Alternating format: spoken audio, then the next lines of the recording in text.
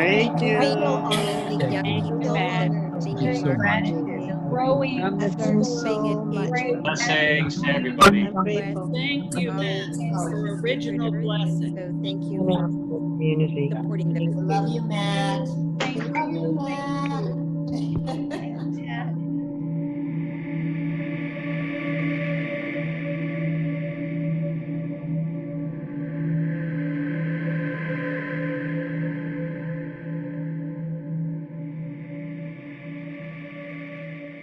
Penny, are you there? I'm there and ready. Can you hear me? Yeah, and it is straight up 4 o'clock, and I believe it is you that are kicking us off. Welcome to our officially largest elder interview to date. It is a great honor and pleasure for our interview team, Gail, Ransom, John Robinson, and myself, to welcome you to this virtual hearth for today's conversation. These interviews are among so many initiatives that wouldn't exist were it not for Mathew Fox and his teaching and efforts over the years. They're just one of the numberless widening circles that have created because of connections made directly or indirectly through your work, Matt. As Reb Zalman has said, aging is that time of life when you get to know what the masterpiece was all about. And hopefully today we get to hear a bit more about how you see the patterning of your masterpiece. We'll now demystify some of the mysteries of technology that bring us together, and we hope will allow you all to engage with us for the next 75 minutes. I can give everyone some cursory instructions, and that is that in your screen, when you are looking at your Zoom screen on the bottom left corner, you'll see a mute button, and you want to click that button so that your microphone on your computer is turned off, so that we can hear the presenters and the speakers and the moderators and not anyone else's sound. The other question was about the chat box.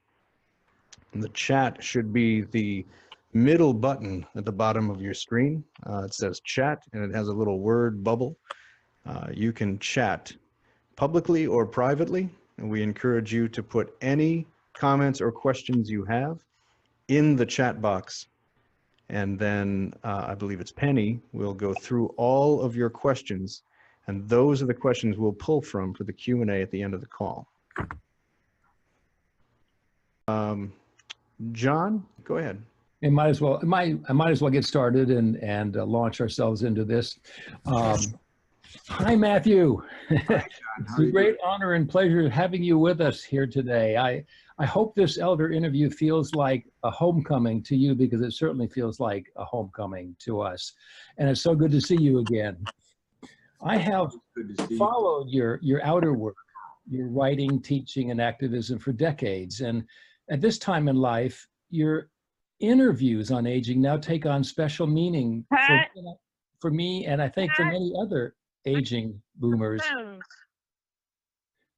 Since leaving UCS, I've been wrestling with what aging asks of us personally and how it changes us. And I've learned that this is a deep and important time in life, so I'm very excited to hear your thoughts on the subject. So now, to get things started, I'd like to begin with a short poem that will lead naturally to our first question for you. The poet, William Stafford, says, "There's a thread you follow. It goes among the things that change, but it doesn't change. While you hold it, you can't get lost. Tragedies happen, people get hurt or die, you suffer and get old. Nothing you can do can stop time's unfolding, but you don't ever let go of the thread." So here's our first question for you, Matt. Can you identify for us the thread that you've been holding your whole life, and what form it takes now? Well, the word that comes to mind is vocation, calling. I think that that's kind of the underlying thread or river that runs through my journey. I love to quote Joe Campbell that none of us lives the life we had intended. So when I decided when I was a senior in high school to give the Dominicans a try, I had no clue what a bumpy ride it would be, actually, bumpy and profound. It never would have occurred to me in a million years that I'd spend the last 25 years of my life as an Episcopalian priest. Yeah, I just think it's that calling that we have, and of course it takes different shape according to the currents and the rivers and the rocks and the detours and the dust in the air, the dust ups, the obstacles, and of course the wonderful encounters, whether teachers or students who teach you, or the marvelous exposure I've had to other traditions, such as Bucko Storrs showing up at our door, Millennium's College, saying, "I've been having dreams of white people for 10 years that I should work with them because they're running things and they aren't very smart." That whole invitation into the Native American world of cosmology and practice. And they're just the wonderful teachers I've had and I've hired over the years, from Buck to Jose Habde to MC Richards and Jeremy Taylor and Brian Swim and so many others. So, but I think looking for that one thread, I would call it vocation. It's a calling. And in our generation, of course, there's been such a, well, after the Vatican Council, there was this high, religious high for a lot of people, and liberation theology grew directly out of that council. And that was a high for people insofar as they recognized it as something profoundly real and gospel-like. But then, of course, the Vatican backtracked under later popes, and a lot of other things happened. So, but for me, it's been one calling, I think, and it has a contemplative dimension to it for sure, what I call contemplative or mystical, but it also had this action dimension to it also, and that action took me as much into education as into religion, because I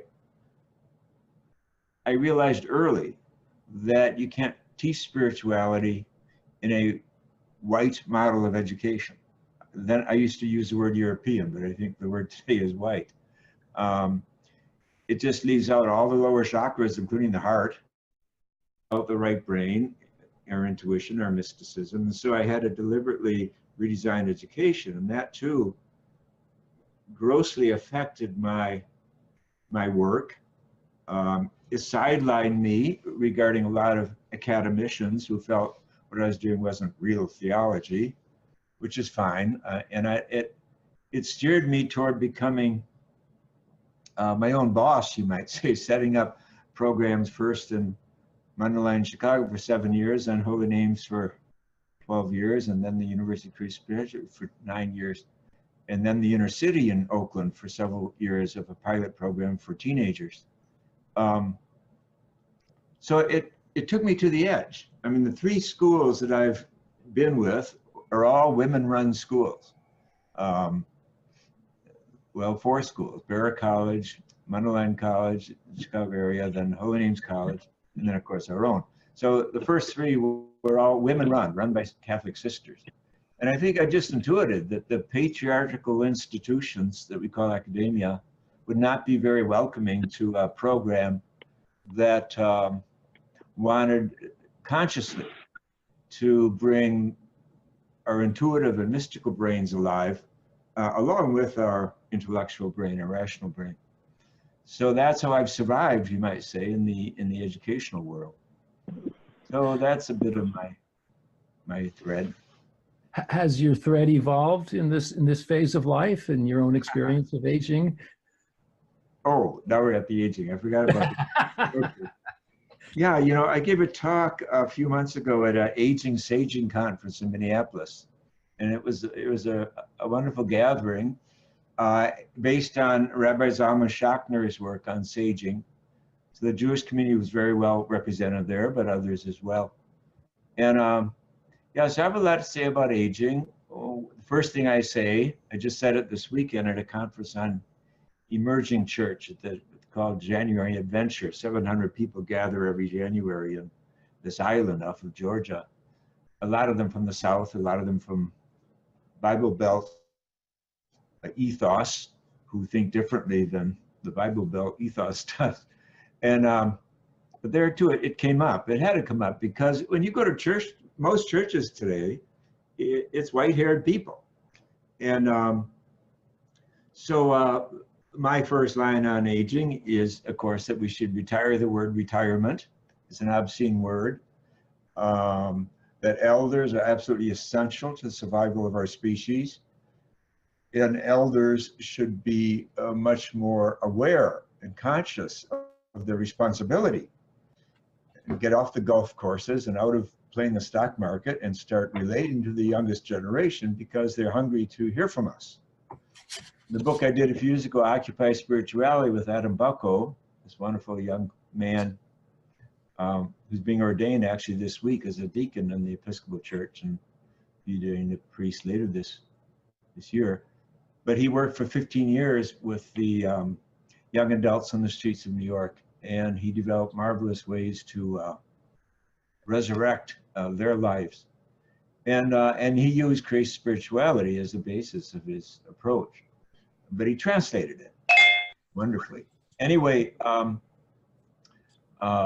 in our book, we put a questionnaire out to a lot of young people around the country, because the book is about young adult spirituality. And one of the questions we asked, among many others, was, what's your relationship to elders? 97% said, we're looking for elders that can't find them. So that is a wake-up call to elders. We're wanted, we're needed. And the younger generation is not ignorant of that. Then the further statement that came through with them was this, that when we do find elders, they talk too much. So I think that's an important lesson too. Our primary role as elders today is to listen first. We get our chance to talk. But first we have to listen, because what this generation is going through, this younger generation, is really without precedent. The whole ecosystem is collapsing. Climate change is upon us. You know, we've carried the war neurosis further than ever with all our nuclear weapons and the rest. The destruction, extinction of spasm of species the world over. I mean, the list is endless. And so we have to listen to what's in the hearts of these young people, and including their anger and moral outrage and their grief, all that. But at the same time, we want to work with them. We need intergenerational wisdom today. And that's a big part of what we can offer. And I think that this is where the mystical tradition comes in. That I've often defined the mystic as the puer, the puella, the child in all of us. I like to talk about how archetypally we talk about Jesus as a lamb of God, not the sheep. Mm-hmm. There's a real big difference between a lamb and a sheep. I learned that years ago when I was teaching at Schumacher College in Devon, England. In the springtime, it was March, we took a break, went out to the moors, and these newborn sheep or newborn lambs were there with their mama sheep, and they were jumping up on mama, trying to get her to play. But oh, mama, she had seen it all. So she had all the answers, and she was just plodding along. And it just hit me really strong that the Christ is a lamb. He chose to be named, if you will, a lamb, not a sheep. So, and Eckhart has that same theme when he says, God is novissimus, the newest thing in the universe. And he says that the reason both Bibles, Hebrew and Christian, begin with the words in the beginning is that God is always in the beginning. And when we are in the beginning, we are in God. And another place he says, I'm younger than yesterday. If I'm not younger tomorrow than I'm today, I'd be ashamed of myself. So So growing old is about growing young. And one of the greatest people in my life was Père Chanou, this wonderful French Dominican who named the Christ spiritual tradition for me. He's also the father of liberation theology. I knew him when he was 75. It was his last year of teaching formally at the university. And he was the youngest person I ever knew. He was so free. He was so youthful. He was not carrying bags of resentment, even though he he could have, because he was silenced by the Pope Pius XII for 12 years, forbidden to write. But he didn't, kept a sense of humor. He was not at all bitter. Aquinas says bitterness comes from holding anger in a long time. And he found a way out of it. So one quick story. This weekend I just alluded to in Georgia, at the end of the event, this 93-year-old woman came up to me. And she said, I wasn't going to come and all that, but I decided to come at the last minute, and I'm so glad I came. Everything you're talking about rings true to me. She said, you lit my fire. You lit my fire all weekend long. And I said, well, congratulations that you still have a fire to light.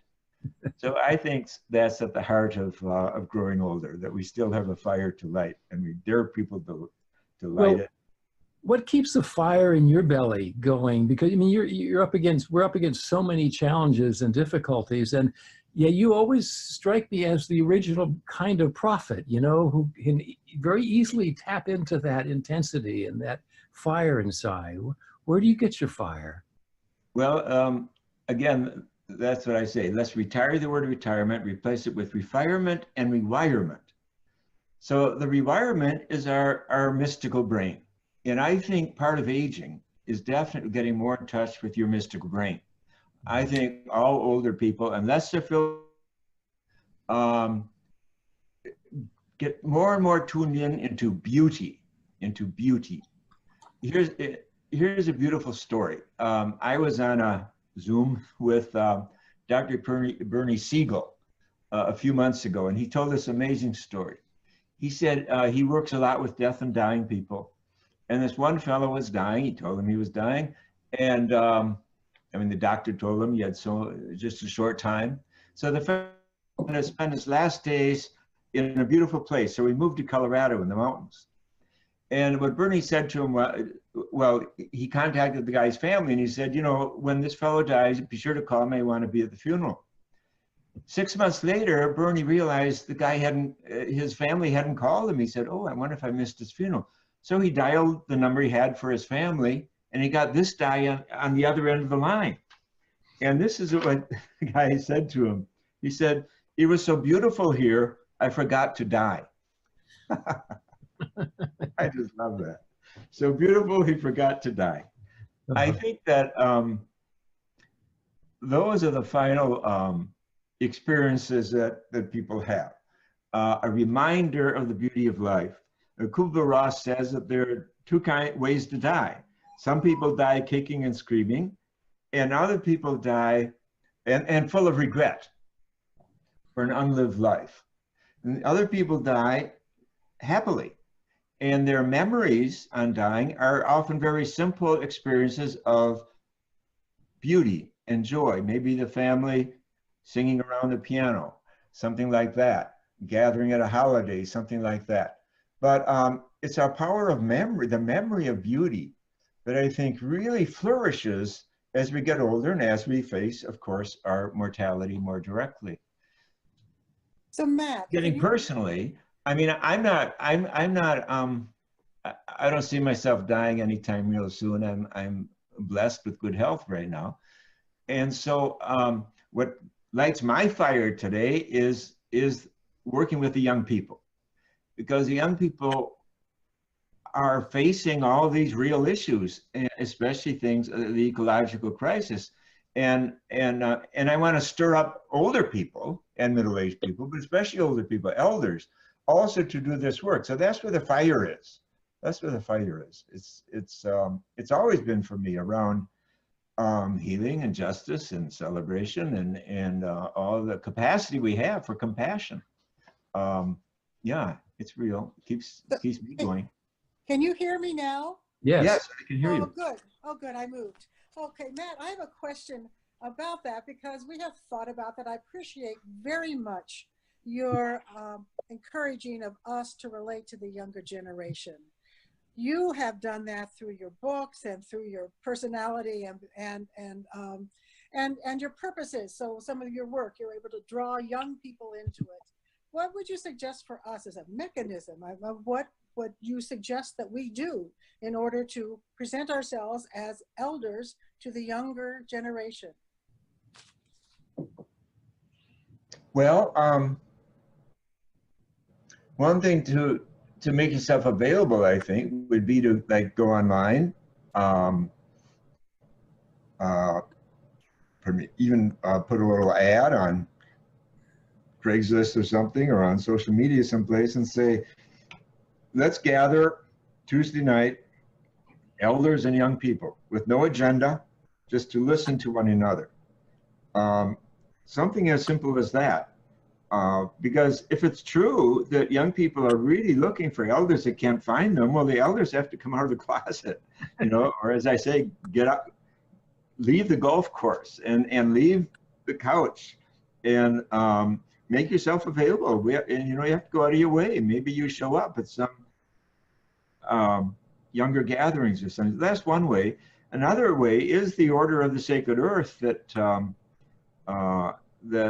is available, because it is both elders and young people. We call it the Intergenerational Wisdom, and it's an order, I think, is both more challenging and less carries less baggage than church does for a lot of young people. I think the last statistic I had said that 76% of 20 to 33-year-olds identify today as spiritual but not religious. 76%. That's 3/4. That's a lot. And so the organized religion thing carries a lot of baggage for a lot of young people, especially in our time. Remember, these young people, as one of them told me a year ago, she said she was 10 when the news about priest pedophilia hit the media waves. And so she was a set of boys that had been abused by those priests and the cover up by the cardinals and all the rest. So, I mean, there's a whole generation that just, you know, just backtracked on that. I remember my nephew and his wife, they were driving, they lived in the Boston Archdiocese where this news really hit big because of cardinal law at the time. They were driving their first and newborn baby to be baptized on the highway when they heard this news on the news. They stopped their car. They said, "What are we doing? We're going to baptize our baby in this church that silences prophets like our uncle and that tolerates pedophile priests." They turned around. They didn't get their baby baptized in that context. To me, that is just an archetypal story. It's a whole 2 or 3 generations now have been going through this. Organized religion has lost so much of its credibility. And it's not just the Catholics, you know, this whole in bed with Trump and Trumpism and everything from the evangelical side is equally scandalous, if not more so. So, you know, there is a deep suspicion from a lot of young people today. Now, I'm not saying that you can't be both spiritual and religious, but in a way, the older generation has to prove it. The younger generation isn't, you know, isn't really buying it so much. And what I say, we have to travel with backpacks on our back, not basilicas. You know, we just kind of make it more lean, this religion thing. And because time is so running out, latest UN report, 12 years left. You know, the young are feeling this. This is in their gut, even if they can't articulate it. So those are some ways, I think, to reach out to the young people. You said that elders keep the important questions alive. What role do you play in evoking those questions with young people? And I think it was James Hillman, Robert Bly, or both of them working together, that talked about the elders' main job as telling stories, the stories that matter, keeping those stories alive. And of course, what I try to do is to dig, for the best stories from my own tradition as a Christian. That's why I ended up in Hildegard's backyard and with Eckhart in the same room. And even Thomas Aquinas, and then of course back to the teachings of Jesus and the cosmic Christ tradition, which, as I say, true Christianity flies on two wings: the historical Jesus and the cosmic Christ. And the recovery of the cosmic Christ is all important because it's an alternative to the Nicene Christ, the Christ of the Emperor Constantine and the Nicene Creed. And you don't have to throw that out. Let's just put it on a shelf for 20 years and let's run with the cosmic Christ Christology. And the cosmic Christ, I want to emphasize, is not an invention of New Age or even of Teilhard de Chardin in 1913. I've proven it goes back to the first sources in Christianity, to Paul and to the Gospel of Thomas. And you can't get older than that in the Christian written tradition. So it was on everyone's mind at the first century in Christianity. It got tabled when the church inherited the empire, because empires don't want to hear about cosmology. They don't want to hear there's something bigger than their own egos. And so that's where original sin and the psychologizing of religion, and Augustine just roared right into the back and took it over and pushed aside the cosmic Christ. And then in the Enlightenment, the same thing happened, that as Yaroslav Pelikan, the wonderful Greek Orthodox theologian, says, the Enlightenment deposed the cosmic Christ, deposed it, and made the quest for the historical Jesus necessary. Well, I'm both and. I want the information about the historical Jesus. I want to know which of the words in the Gospels really come from the man Jesus and which come from the community. And those that come from the community are not bad or stupid at all. There's a lot of wisdom there. But I want to know who this man Jesus was. And then also what was the enthusiasm, the eagerness of the first generation of Christians to put words into Jesus' mouth. Wow, where did that confidence go? Why aren't we writing Gospels today? That's what they were doing. Sure, they made a lot up, but they were poets. Their hearts were triggered to write wisdom because they had encountered a man of wisdom in the person of Jesus. So I think that what I've been doing is digging up the most important stories, the stories of mystic prophets in our lineage. Plus, of course, going into insofar as I can, into other traditions to find the same thing. And of course, like my recent book where I dialogue with Lama Soma on Buddhism and Christian mysticism, or of course, the work with Native people and so on. Like, this Aboriginal Eddie Nebo from Australia saying when he first heard about creation spirituality, he cried, because it sounded like his dream time. It sounded like what his elders had been teaching him for so long, etc. So the commonality, because creation is everybody's. As I said in my first Cosmic Christ book, there's no such thing as a Roman Catholic rainforest and a Buddhist ocean and a Lutheran sun and a Baptist moon and an atheist cornfield. So when we reset our spiritual lineages in the context of creation, no one is running the show. It is about interfaith. It is about calling forth, what does your tradition teach us about action and contemplation apropos of saving the planet, etc. And of course, the deeper I go into Judaism, here's one sentence I just discovered this week, or uncovered, if you will, from Rabbi Heschel, who's absolutely one of my favorite theologians. Here's a quote. The idea with which Judaism starts is not the realness of evil or the sinfulness of, sorry, Augustine, but rather the wonder of creation.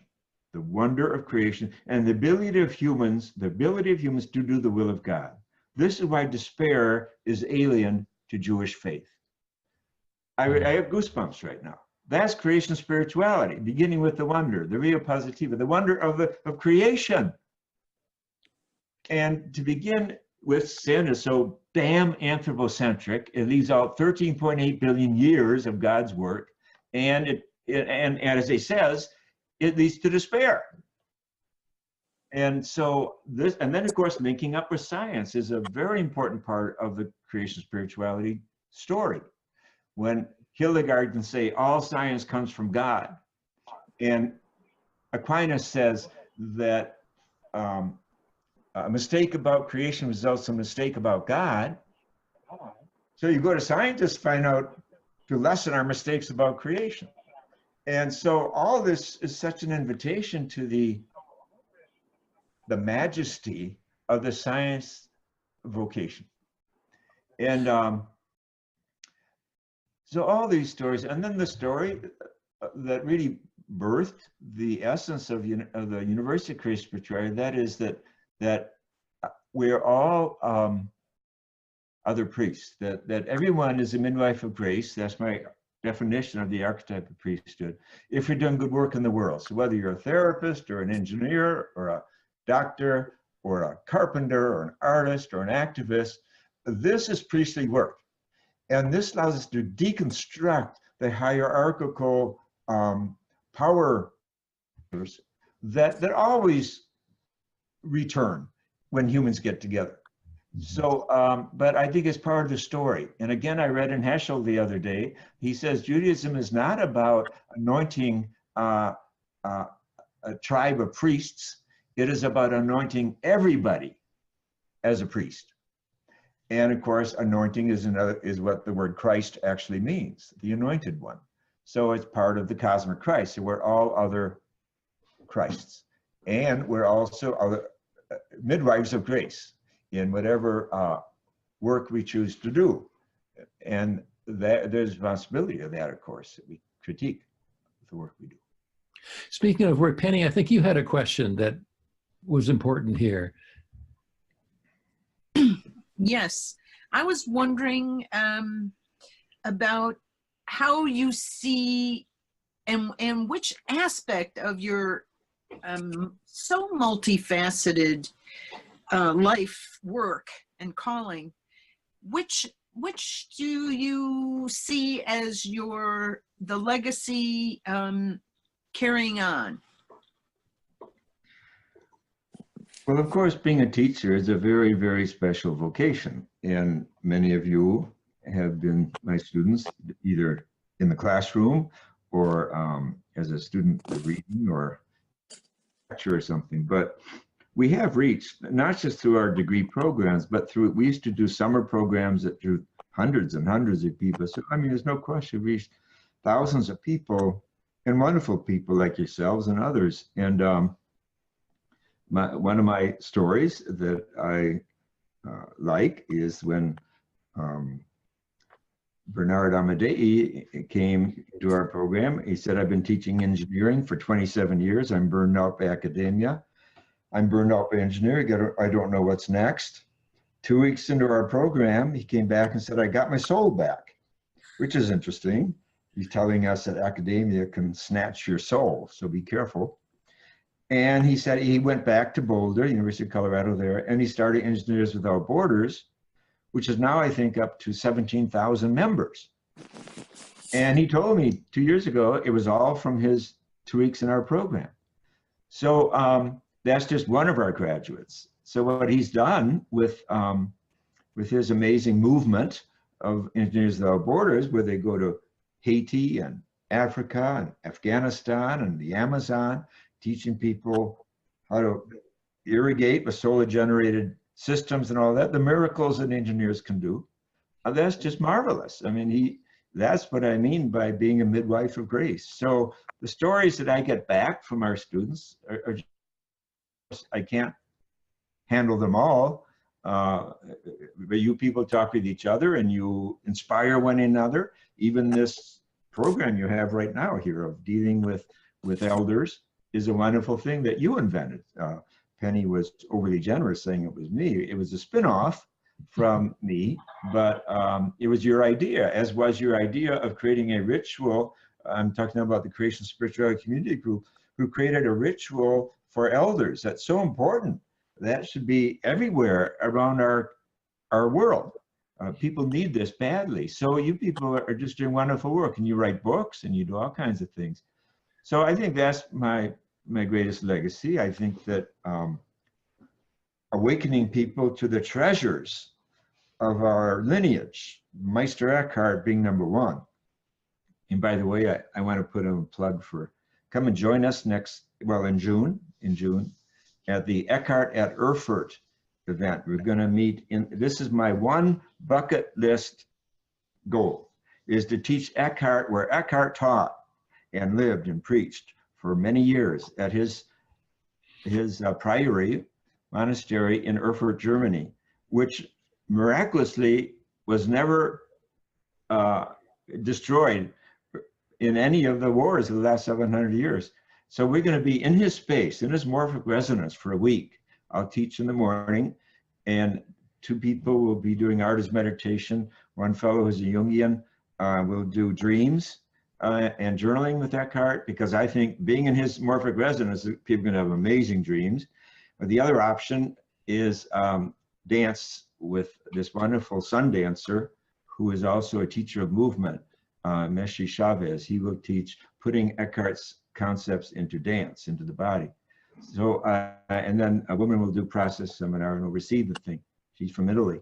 So I think it's gonna be a very exciting thing. We're already 2/3 full, but we wanna spread the word and get it full, and it's gonna be very exciting. So, but I think that is my gift, that I have resurrected Hildegard and Eckhart and even Aquinas and the Cosmic Christ tradition, and developed a pedagogy, a way to teach this that steps out of European and white education to get all the chakras going. And this is what we do with artist meditation practices in our pedagogy. And I hope this will carry on with the future.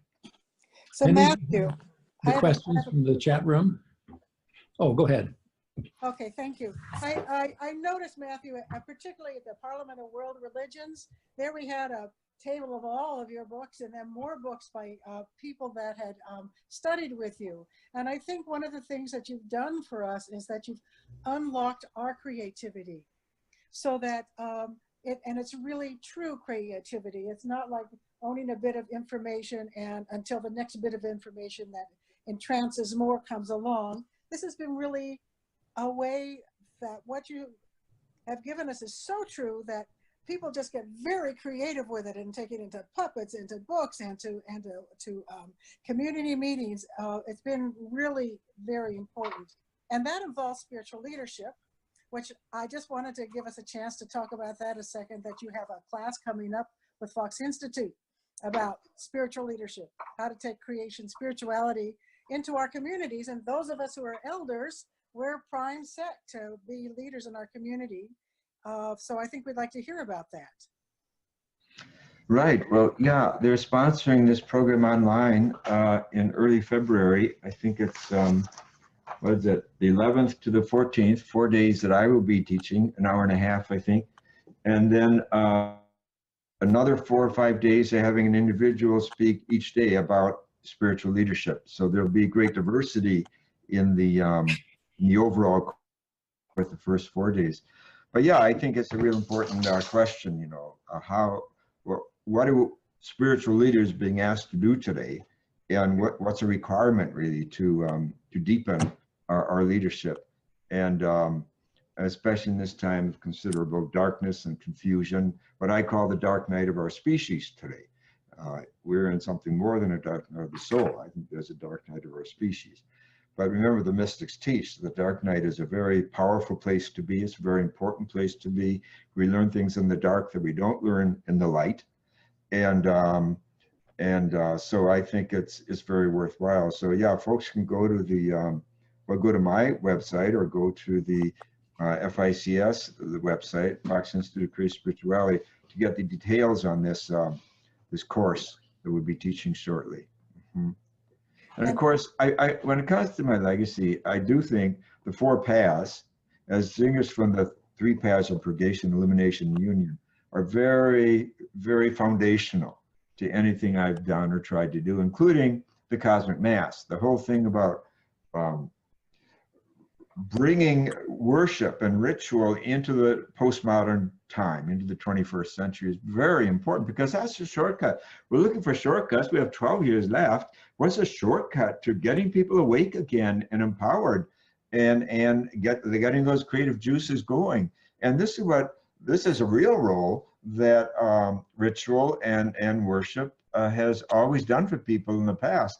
So that's another gift, I think, and the young are picking up on that and leading it. The World Parliament, as you know, we did it for about 500 people showed up, and including Buddhist monks and a whole variety of people, and all of them were profoundly affected. Many people said to me afterwards, this was the best event at the entire Parliament. People are hungry for ritual today, and ritual that can bring all of us together without abandoning our various traditions. Matt, I have a question related to a thread that I pulled and has fed me mightily over the years, which is the universe story. And you talk about creativity coming from the universe itself, and they're not frosting on a cake. They're integral to our sustainability. They're survival mechanisms. Can you say how, I mean, that dark night of the species certainly resonates. And can you say a little bit about how you see your understanding of the universe story and where we are and what it tells us or what it says to us? Well, Rabbi Heschel defines awe this way. He says awe is the mind confronting the universe. It's the mind confronting I'm the just universe. listening to Matt. He's doing a Zoom conference. I don't know who that is. Good. Anyway, so I think the first job of today is to reawaken awe. And it's not that hard because they're finding it on a daily basis. I mean, you know, it was 2 summers ago that they said, whoops, we were wrong. The universe is not 300 billion galaxies big, it's 2 trillion galaxies big. I mean, if that's not awe, what is? I mean, that just kind of takes the top of your head off. And we should be meditating on that, because it, again, it puts our species and our Earth into context. And once again, we find how very special in this vast, vast universe of 2 trillion galaxies, each with hundreds of billions of stars, how amazing that we're here, that we can talk about this stuff, that we can discover these facts. And of course, that we can look upwards and discover the light from the original fireball and the sound from the original fireball, so we can go back 13.8 billion years. It's really amazing. And some people say, oh, it makes you feel so small, it makes me feel so small. Well, no, the fact that we're connected to the whole thing should really rip your soul wide open. Meister Eckhart says, God is delighted to watch your soul enlarge. And I think today's cosmology helps us to enlarge our souls. All you have to do is get on for the ride and realize we are part of an amazing drama, an amazing story. Now, are there other creatures like us out there thinking and wondering and all this?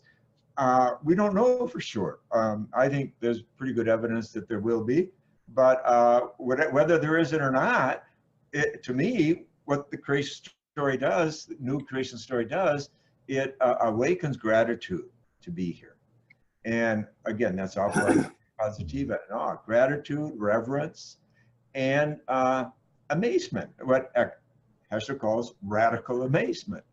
You know, a scientist told me what those facts mean. 2 trillion galaxies with hundreds of billions of stars means there are more stars in the universe than there are grains of sand on Earth.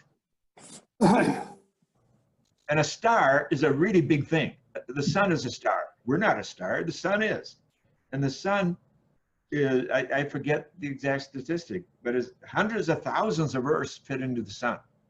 So it's absolutely stunning, these facts. And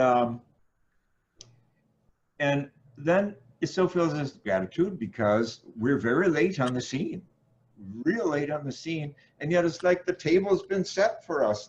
The spread is out there. The meal's all cooked. We've just been invited in like guests to participate. And are we acting like good guests, or are we busy trashing the place, trashing this very special home that we call Earth, and this very special home that we call the universe? So it raises the ante on everything, but we can't forget our sense of humor. On the one hand, we're very insignificant. On the other hand, we're very special. Gail, did you have a question? I just, to follow up on the creativity, thank you, Matt, so much, is that we wanted to let you know, in case you passed over it, that this program here is brought to you by Creation Spirituality Communities. Can you hear me still? I have to talk louder. Creation Spirituality Communities. And I am just the immediate past president of Creation Spirituality Communities. What we do is we bring you together so that you can put creation spirituality into play in your lives and in your communities. One is here now with us with our elder community, but we have a community for people who are leading communities in their own cities and towns. We have a group that meet. We have a gathering that we have every other year where we come and all the people with all their creativity lead these wonderful workshops, and we get to have a cosmic mass together and see who else, as I say, in the soup with us, who's else swimming with us. And it is what takes what Mathew teaches farther into our own lives and helps us get the community and the support to keep it going. So I wanted to let you know that that this year was a free event. I probably will be sending, I know I will be sending you an invitation to help us support the cost of it. And also for you to think about joining Creation Spirituality Communities, because you make a difference. And if that kind of support keeps us going, and that kind of support gives us the new ideas and the human power to carry things forward. So whether you can give us just some funds, or you can join in and join some of our communities and offer your gifts, it is one way to serve, taking this wisdom that's so important to these 12 years and beyond when we have to really deal with it, that for us to be able to cope well. And this is a resource we have to offer the rest of the world, but we need everybody who understands that and values it to give to it and bring it into play. So we would appreciate your membership and your donations. Thank you. Penny, did you have some questions that came from the chat stream that you wanted to share? I didn't have chats or questions. Oh, here's one that just came in. And it has to do with the importance and power of storytelling. Matt, can you say more about how you see the role of storytelling in the human story? Well, I think wherever humans gather, we're storytellers and story listeners. We're eager for story. And that can be around the kitchen table. It can be around a campfire. And certainly it's embedded in all of our efforts at religion and myths, big stories, and certain creation stories, whether they come as currently from science or whether they come through religious teachings. I believe that all creation stories bear wisdom within them, and not just a scientific story. But the scientific story is special, one thing, because it's so global, and it can unite people who come from other creation story lineages. But we're not human if we're not telling stories.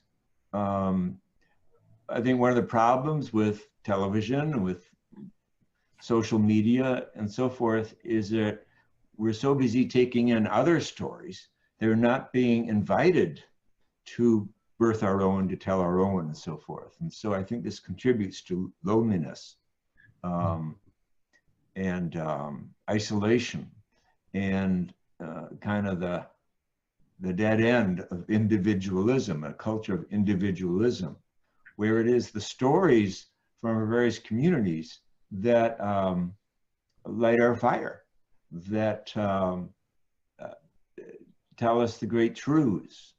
I like to tell the story, I did it this weekend, of Sister Dorothy Stang, who's a graduate of our school, who was martyred in the Amazon for defending the peasants there and the rainforest. And it's a powerful story. She was like 73 years old, I think, when she was murdered.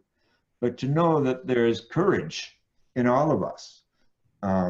I like to tell the story of Fred Shuttlesworth, the black minister who was a street minister. He wasn't formally educated like King was, but he was King's main person, I think, in Birmingham during the Civil Rights Movement. How the Ku Klux Klan beat him 3 times with chains. The sheriff put his 2 kids, 8 and 10 years old, in jail. And the Ku Klux Klan blew up his house, and he walked out alive. And I was invited to dialogue with him in Birmingham, in the new Civil Rights Museum, right opposite the black church where 6 girls were blown up on a Sunday morning and killed, about ecology and racism. And when he and I had lunch just before we were going to go public and dialogue over a sandwich, I asked him, Fred, where do you get your courage? And he said, you can call it courage, but I don't. I call it trust. He said, when I walked out of my house with the roof caved in, alive, he said, I knew they couldn't kill me. They might kill my body someday, but they couldn't kill my soul, and they would never kill the movement. So that's a story. Like Sister Dot's story. Both are about courage. We have to hear stories about courage today because we all need courage today. Courage, I think, after 78 years on the planet, this is one thing I know I've learned. I think the #1 sign of spirituality, of spirit, is courage. If you don't have courage, if our institutions don't have courage, we're not spiritual yet. Courage is 2 French words, cœur large, a big heart. And Sister Dorothy had it, Fred had it, Jesus had it. I mean, all kinds of people have it. We all have it, but we have to bring it alive. And we have to be willing to risk. As Dr. King said, how can you love Toki knowing people want to kill you? He said you have to love something more if you're going to love, if you're going to live. Love something more than the fear of death. So that's courage. And so I think we need to be telling stories about courage today. I really do, because we're moving, and the young people are moving. We will be gone, but the young people moving into an era where it's going to take a lot of inner strength, not to yield to the forces of despair and the forces of denial and the forces of darkness that are everywhere in our politics. And by our politics, I don't mean just American politics. I mean European and South American and human politics today. It's going to take courage, among other things, but that courage comes first. A related question comes from Jennifer Lane. How do you stay connected with compassion and hope amidst the horrible injustices in the world? Well, I certainly recommend the book by Joanna Macy, the wonderful Buddhist activist who's now 90 years old, called Act of Hope, which came out just, I don't remember, 2 years ago or so. It's a really good book, and she's been an activist her whole life, and she and I have worked together quite often. She often taught, and we did workshops together at the university, but other places around the world. In Germany, we worked together, and other places. But she brings her wisdom to that, and to that topic of hope. And and despair. One of her first books was on despair in the nuclear age. But she has some really good practices there, adapted from Buddhist practices and so forth, and really solid teachings. I love the definition of hope from David Orr, the eco-philosopher. He says, hope is a verb with the sleeves rolled up. So I think my hope is proportionate to how many people I see who are working to stand up to the forces of injustice, to develop their prophetic imaginations and prophetic alliances with others, communities of resistance. The whole movement in the Dakotas to stand up to the pipeline, it was so beautiful. It was so spiritually based. It drew people from all over, of many traditions and none, but it was grounded in Native American spiritual practice, and it created strong people, and they made some advancement. Now, part of the struggle for justice, we all have become more Buddhist or more Eckartian, insofar as it's not about winning. As Meister Eckhart says, you do justice in order to do justice. You live in order to live. We cannot determine the exact outcome of our efforts, but the path itself becomes the way, becomes the Buddha way, or the Christ way, or the whatever other way. And you have to learn to have fun and joy in the process of struggling. But it's not just about winning. It's about making our best effort, rolling our sleeves up, our inner work, bring our inner work to it, and the outer work. Bring our imaginations, and bring our contemplation. And that makes the whole burden lighter. As Eckhart says, without a why, you love without a why, you work without a why, W-H-Y. That's very pure Buddhism, but it comes from our own Western teacher, Meister Eckhart, as well. So I think that's very important to realize that you're in the fight to be in the fight. And you do your best and your smartest and create allies and do it as community. But the whole goal is not to win. It is to be authentic along the way. A question has come in about what meditation practices you use to stay grounded. And are there others you don't practice but recommend? Well, first of all, as an old guy, I want to say that for me, my practices have evolved over the years. So when I was young, and certainly my training as a Dominican, for example, we said the rosary a lot. Well, the rosary is it's a mantra. And I liked the rosary when I was young. We did Stations of the Cross when I was young too in the Dominican. I liked that. And I liked the Mass as a practice. And of course, we also did a lot of meditation. The Dominicans, unlike the Jesuits, do not have a rigid practice for meditation. They kind of let you on your own. And that wasn't ideal. Some of my Dominican buddies would fall asleep. But I loved the freedom of it. And I found ways that worked for me back then. Now today, of course, I'm older and I'm suggesting other practices. For example, the Stations of the Cosmic Christ, which by the way, just came out in paperback and with cards too. So you can do them, on your own or with a group at home or something. But I think this is really important. If we're going to get the cosmology, the cosmic consciousness back, we've got to have practices to get it back. And I think that doing this, for me, out of my Western tradition, is really powerful and holds a lot of promise for people. I would like to see these stations, frankly, on all churches that claim to be Christian, but also take them home with these card things. So I'm excited about that. And as far as mantras go, for a number of years now, I've been practicing mantras with different groups when I do workshops or with, like, take, I call it bumper sticker phrase from the scriptures, such as Jesus saying, the kingdom of God is within you, the kingdom of God is among you, and chant these as a mantra over and over. You can do it individually, but better do it in a group. And that's a wonderful practice. And you know, there's so many sayings. That's just one example of a saying. And you can take it from scripture, or you can take it from the mystics. But chant it. Don't just think about it. Chant it. It's a totally different experience that goes into the molecules of your body. It's much more bodily to chant something as mantra. As mantra. I'm not talking about Gregorian chant or singing chants. I'm talking about mantras. Very powerful. The first time I group was with 250 liberal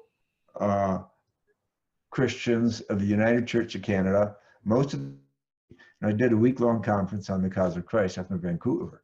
And middle of the week, I had them chant some of these at the end of class, to chant some of these mantras. And the next morning, I said, how were those mantras for you yesterday?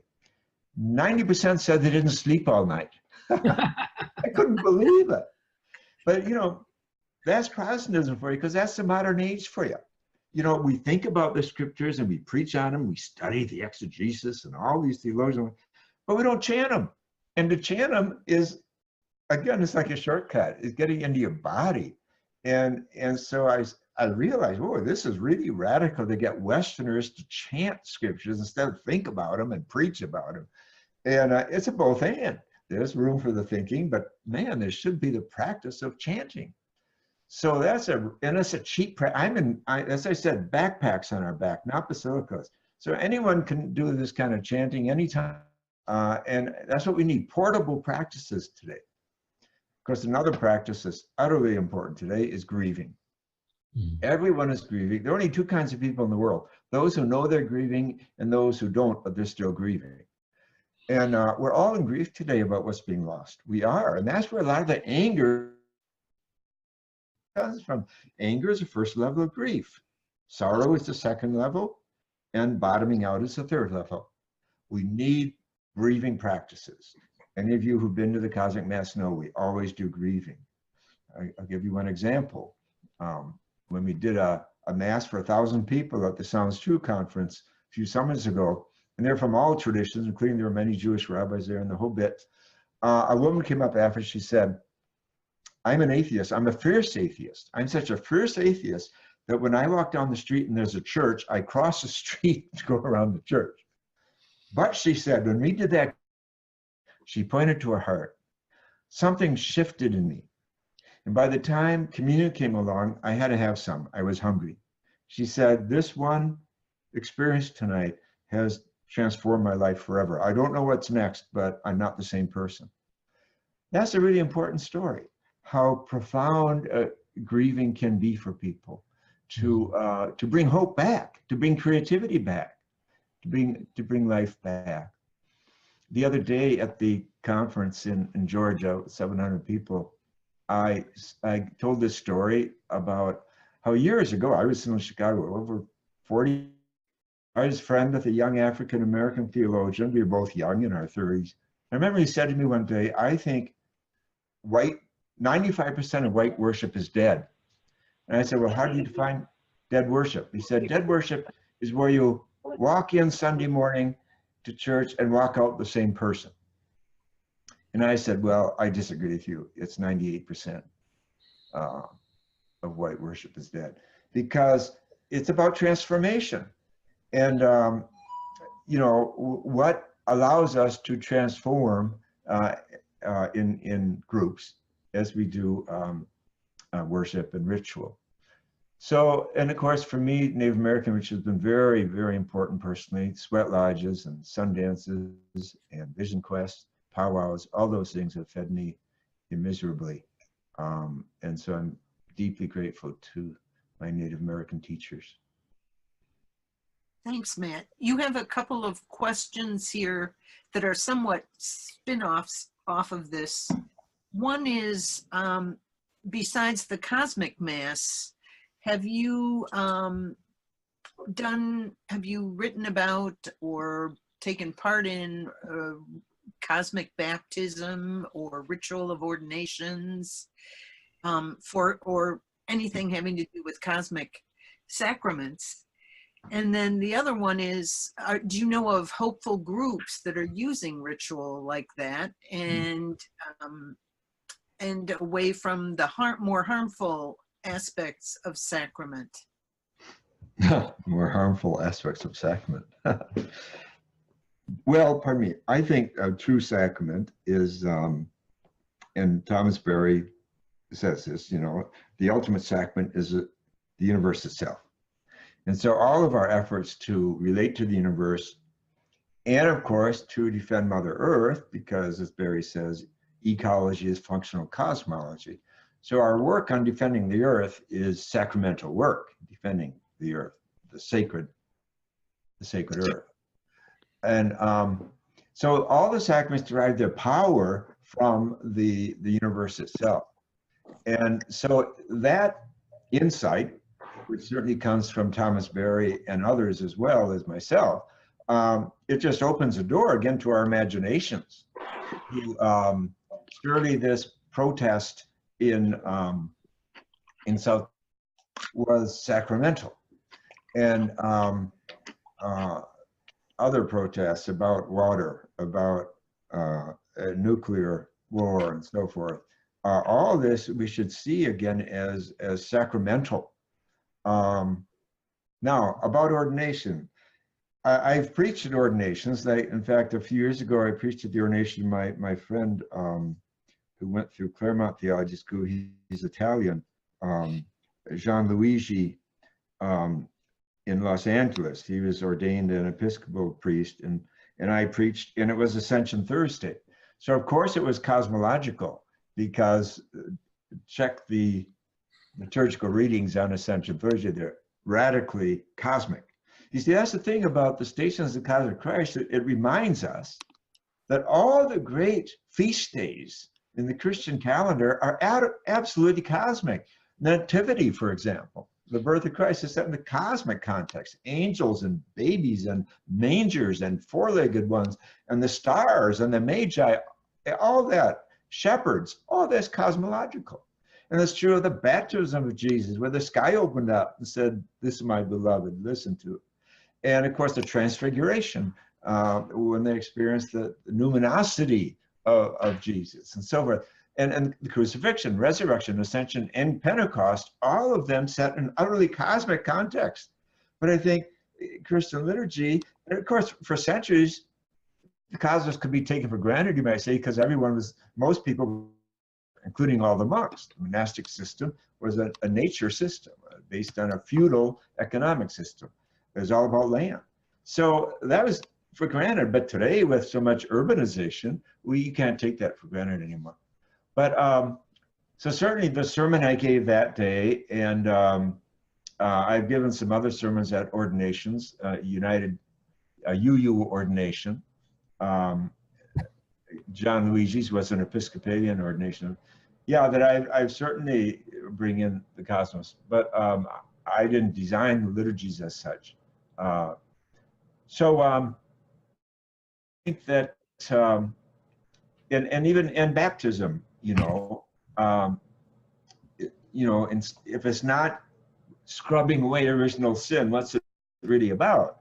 Well, it's about welcoming people, welcoming a child, if it's a child or even a baby, or it could be an adult, into the, again, you might say, in a fuller dimension, into a community, into the community of brothers and sisters and all the other kin that we share this planet with, the trees and the stones and all the beauty here. So, I mean, I think everybody can start steering their liturgical celebrations into the direction of sacredness of the cosmos. And that applies. Now, I've written about the sacraments in my book on evil, actually, when I talk about the 7 chakras and the 7 sacraments, because the book is built around the 7 chakras 7 capital sins. But I also bring up the 7 sacraments there. So there's some basis there, some foundation for play. And that's how you create liturgy. You play with these images.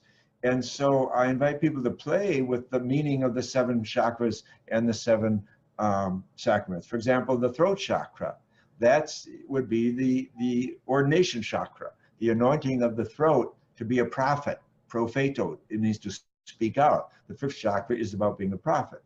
And so each of the chakras, I think, says something deep about the sacramental effort to name things as sacred. Just this, I have a thing coming up in a weekend in Florida, in Orlando area, Winter Park, and they're creating a mass around St. Blaise and the throat. So they asked me for a reading, so I'm giving them that reading from my book on the, it's called The Sins of the Spirit, Blessings of the Flesh, about the throat chakra, which is, as I say, it's a birth canal, the throat is. A birth canal for putting your wisdom into the world is between the heart chakra and the mind chakra. Comes the throat chakra. And it is up to consumerism and gluttony, because it's about putting forth your wisdom, not accepting to be gagged and shut up about your wisdom, which is what a consumer capitalist culture is trying to do to us all the time. Wow.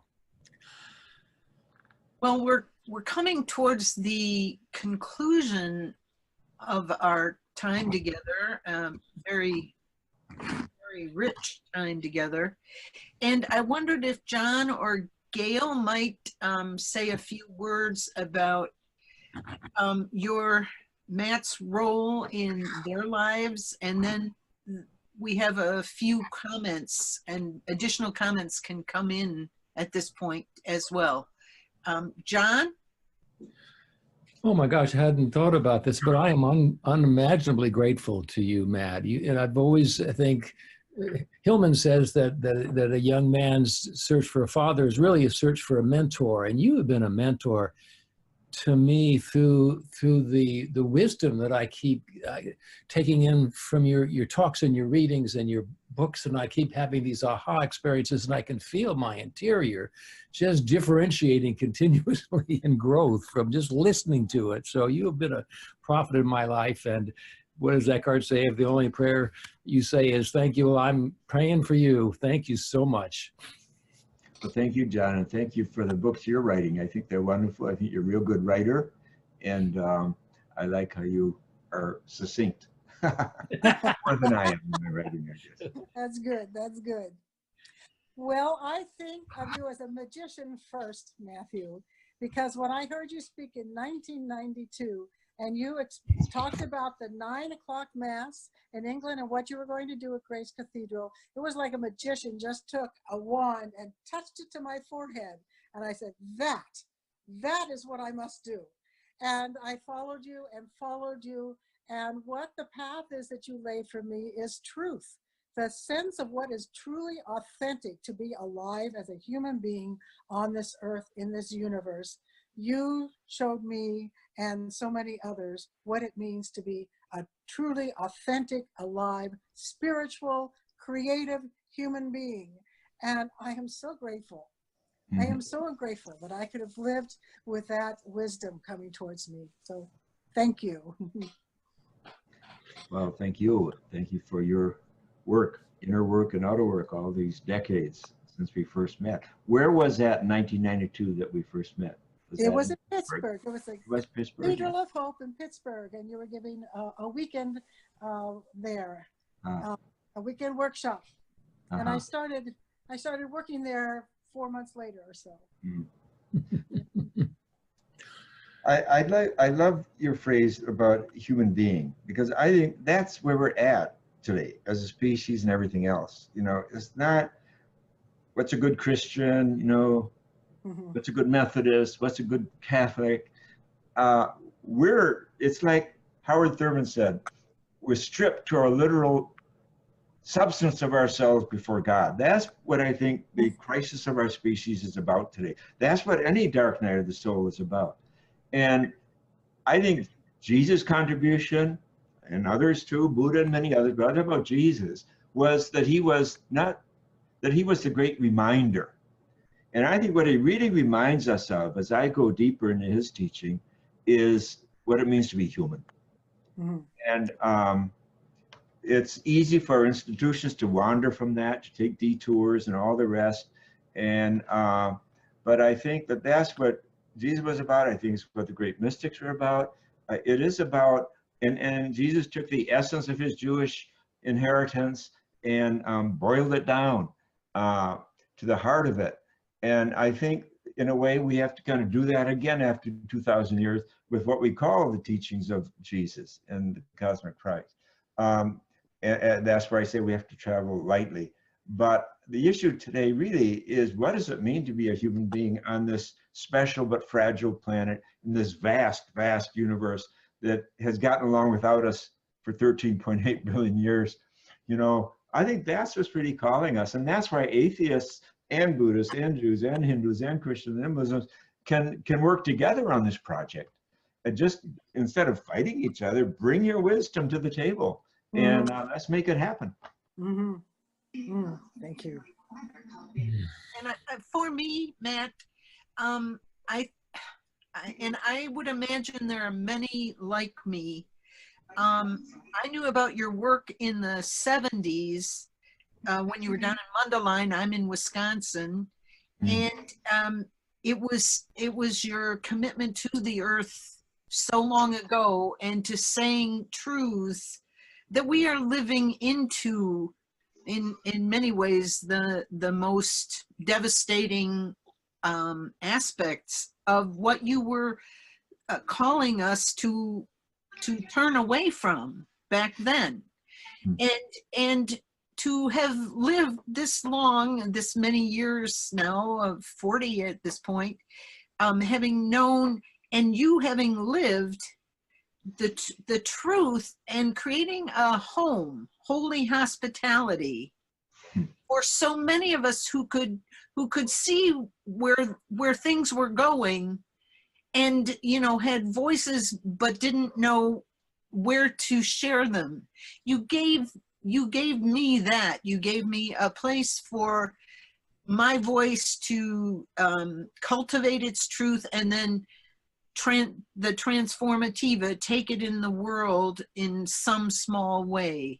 And so I would say that you gave a lot of spiritual misfits who could see the trouble that we were headed for coming, but you gave us a home and that sense of empowerment to do our part. And the two quotes that I probably put in most of my papers were "Claim Your Self-Effectiveness" from Hildegard, and then the other one, "Interfere, interfere, interfere."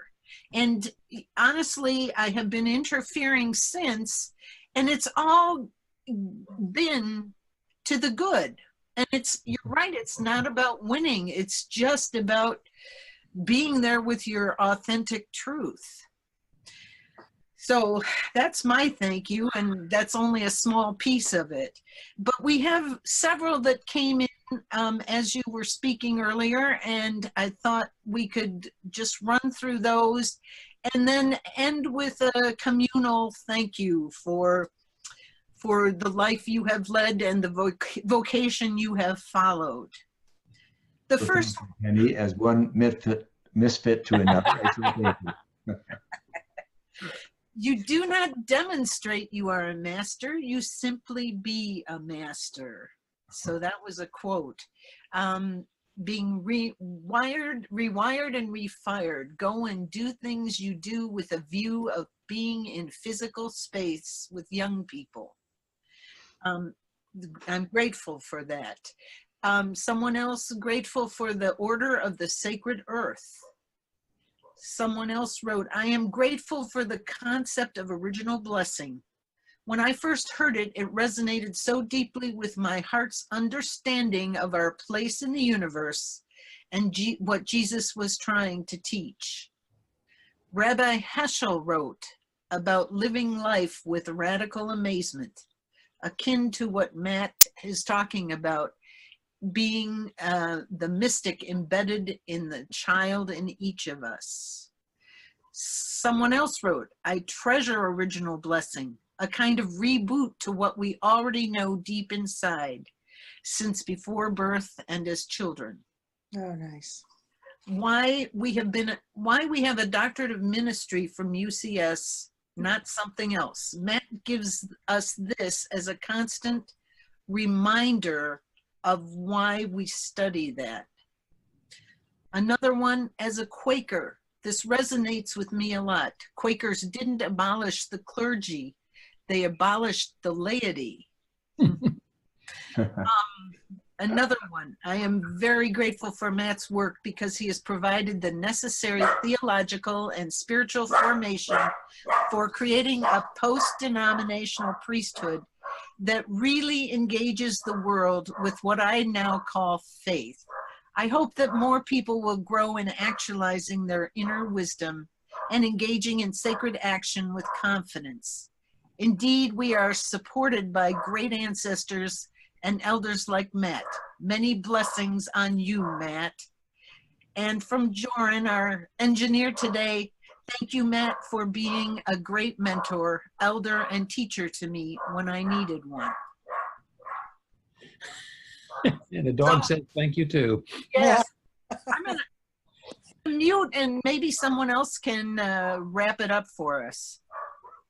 Well, I wonder if everybody would finally take yourselves off mute.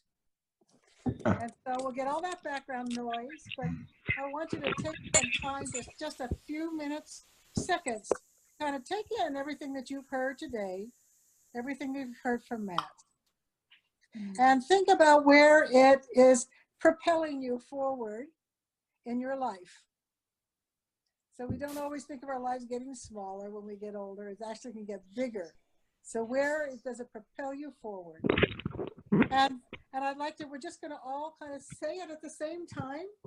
The important thing is that we say it because there's so many of us. That if we changed our format because there's so many of you. So we're going to just say it. And the important thing is to hear yourself say it and know that you have community. And then say it several times. And then we're going to take a little silence again. And then we're going to say, thank you, Matt. And that's our online ritual. Let's see if it works. So, okay, first take a minute to think about that. Where does it propel you forward? Okay, now I invite you to say it, everyone. It'll be somewhat of a cacophony. That'll be fun. Thank you. Thank you, Matt. Thank you. I'm so honored. Thank I'm you. so honored. Thank you so much. Growing. I've learned so much from Blessings to everybody. I'm grateful. Thank you, Our Matt, role for is original sacred earth, and blessing. So thank you for Community. supporting the Thank community. you. You, Matt. Love you, Matt. And that's just some of us. That's just some of us.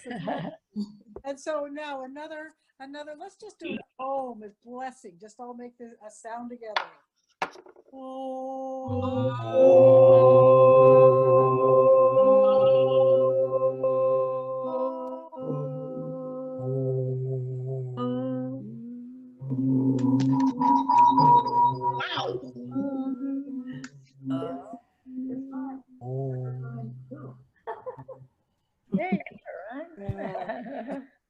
Thank you. Thank you. Hey, Ellen. Goodbye. Thank you. Bye. Good night. Bye. Continued. Sending lots of love. Thank you for coming. Blessings. Thank you, CSC. Thanks, Matt. Thank you.